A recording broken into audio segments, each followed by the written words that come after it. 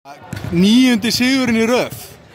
Þetta, já, þið voru með góða forystu þannig að Keflavík náðu að koma tilbaka en svo bara komuð og kláruðu til 4. Hvað, þú veist, varstu einhvern veginn stressuð? Já, stressuð ekki stressuð. Mér fannst við eiga slatt inni þegar það voru að koma tilbaka og við svona mistum aðeins og vorum ekki að spila svo við getum spilað.